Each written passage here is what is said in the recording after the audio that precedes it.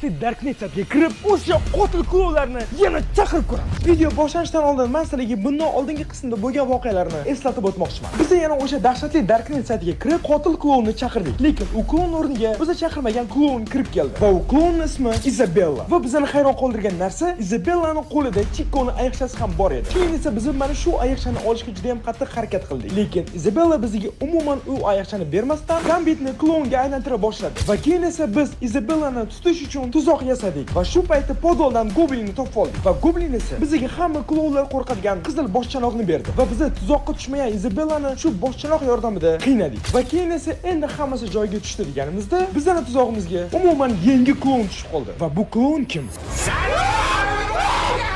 Qanaqadir qo'lli bo'ldi.